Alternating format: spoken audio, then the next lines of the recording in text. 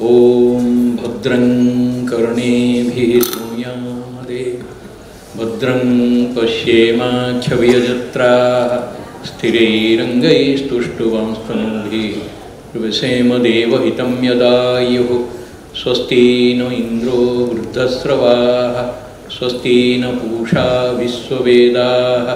स्वस्ति नस्तार्क्ष्यो अरिष्टनेमिः स्वस्ति न बृहस्पतिर्दधातु। ओम शांति शांति शांति। कार्य समाज ये सार्ध सती समारोह रे मंचरे उपस्थित थिबा पूज्य स्वामी व्रतानंद जी महाराज सुदूर दिल्ली रू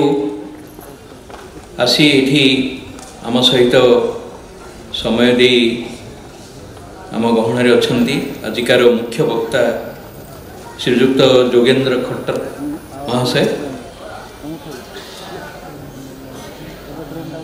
उत्कल आर्य प्रतिनिधि सभार कार्यकारी सभापति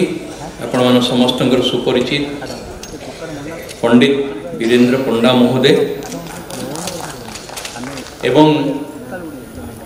यही सार्धशती कार्यक्रम समग्र ओडिशा प्रदेश रु दूर दूरांतर आसथिबा आर्य समाजर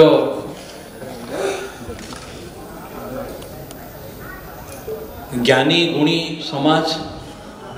कार्यकर्ता बंधु एवं पूज्य मातृशक्ति भगिनी वृंद आपण मानक भली गोटे ज्ञानी समाज सामने मो भली जड़े तुच्छ कार्यकर्ता संघर स्वयंसेवक किछि कहिबापई मते कहिसंती मु आसीबा परठारु जेते जनकर वक्तव्य सुनिलिनी तो मते लागुची जे आर्य समाज जो भी विचार समाज रे दौची प्रकट करुची प्रचार प्रसार करुची ठीक सही विचार राष्ट्रीय स्वयंसेवक संघ भी सही विचार ही प्रसार करुची। एई वर्ष राष्ट्रीय स्वयंसेवक संघर भी 100 वर्ष गत दशहरा दिन राष्ट्रीय स्वयंसेवक संघ को 100 वर्ष पूर्ण है। संघ भी विभिन्न कार्यक्रम ए वर्ष सारा करिवो। आज भी गोटे कार्यक्रम अच्छी मु से कार्यक्रम अल्प समय आयोजक मान को अनुरोध करके एठिक आछि मु भी कार्यक्रम सरले अति शीघ्र जीवाई आपण समस्त अनुमति प्रथम चाहूँगी। आमे समस्त यही ज्ञान अच्छी माने आमे जानिचे जे भारत बहुत प्राचीन देश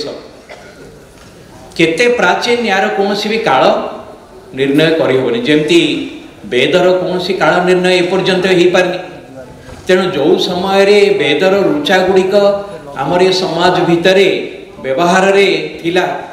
सेही समय तो कई काल निर्णय करि पारि नाहंती सेमती आमर ये हिंदू सनातन समाज भी माने अनंत काल रही आछि तो आमे विचार करबा कथा जे परि अनंत समय आमर ये देश रे गोटे सुसमृद्ध संपन्न सुसंस्कृति संपन्न गोटे ज्ञानी समाज एठी थिला। ज्ञानी केवल विचार रे नुहे ज्ञान आचरण रे एहीपरि एक समाज थिला। सेही समाज अधुनातम ए पर्यंत धीरे धीरे आगो को अग्रसर हे सारा जगत को विश्व शांतिर वार्ता दौची शांतिर आयोजन भी करुची। वर्तमान विश्वर जो घनघटा एहीपरि माने परिस्थिति भितर कई भी जदि जगत को शांति देखी पारियो से हला हमर भारतर वेदर ज्ञान